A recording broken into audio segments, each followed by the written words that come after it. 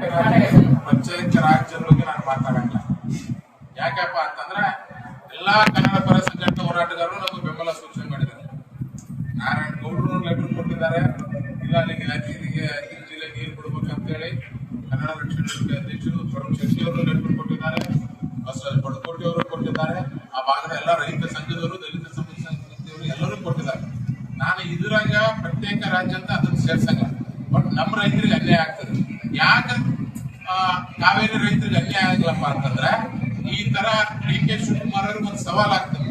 ಇಲ್ಲಿ 10 TMC ನೀರು ಬಿಟ್ರಲ್ಲ, ಬರೀ 10,000 ಕ್ಯೂಸೆಕ್ಸ್ ನೀರು ಬಿಟ್ಟು ಮಂಡ್ಯಕ್ಕೆ ಹೋಗಿ ಬರ್ರಿ, ನೀವೇನ್ ಅಂತಿದ್ರೆ ನಾವು ಕೊಡ್ತೇವೆ. ಅಲ್ಲಿ ಯಾರು ರೈತರು ರಾಜಕಾರಣಿಗಳು ಬಡ್ಡಿ ಅದು ಬರೀ ಮೇಲೆ ಕಳ್ತಂತ ಕೆಲಸವನ್ನು ಮಾಡ್ತಾರೆ. ಇಲ್ಲಿ ನಮ್ಮ ರೈತರು ಸಂಪಾದಿಸ್ತಾರೆ, ತಮಿಳ್ನಾಡಿಗೆ ತಾವು ಅಜ್ಜಿ ಬದುಕ್ತಾರೆ. ಆಯ್ತು ಬಿಡಪ್ಪ, ಬರ್ಲಿಲ್ಲ ಅಂದ್ರೆ ದೇವ್ರ ನೋಡಿಕೆಯಲ್ಲಿ ಅಂತಾರ. ಹಂಗಾಗಿ ನಾವು ಹಿಂಗೆ ಹಾಳಾಗ್ತೇವೆ. ನಮ್ಮ ರೈತರು ನಮ್ಮೆಲ್ಲ ಜನಪ್ರತಿನಿಧಿಗಳಿಗೆ ಬಡ್ಡಿ ಹಾಕಿ ಹರಿದ್ರ ಅಂತಂದ್ರ ಅವಾಗ ನಮ್ಗೆ ನೀರು ಬರಂತ ಕೆಲಸ ಆಗ್ತಾವ. ನೋಡ್ರಿ, ನೀರಿದ್ರು ಬಿಡಲ್ವಾಗ.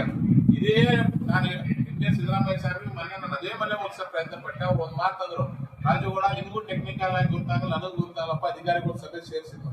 ಹೋದ್ಸಲ ನಮ್ಗೆ ನೀರು ಬಿಟ್ಟಿಲ್ಲ, 2ನೇ ಪೀಕ್ ನೀರು ಬಂದ್ ಮಾಡಿದ್ರು.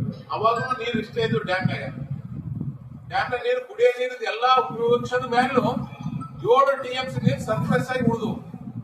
ಜುಲೈ ಹಂತದವರೆಗೆ ನೀರು ನಮ್ ಗುಡಾಗ 7 TMC ನೀರು ಉಳಿದು. ಆ ನೀರ್ನ ಏನೋ ಉಪಯೋಗಿಸಕ್ ಆಗ್ತದ? ಈಗಲೂ ಅಷ್ಟೇ ನೀರು ಉಳಿತಾವ. ಅದಕ್ಕೋಸ್ಕರ 7 TMC ಅಂದ್ರೆ 10 ದಿನ ನಮ್ಗೆ ನೀರು ಬಿಡ್ಬೋದು. ರೈತರ ಜೀವನದಲ್ಲಿ ಯಾಕೆ ಚೆಲ್ಲಾಡ್ತಾರೆ ಬಿಡ್ರಿ ಅಂತ ನಿಮ್ಮ ಗೊತ್ತಾಗ್ತದೆ.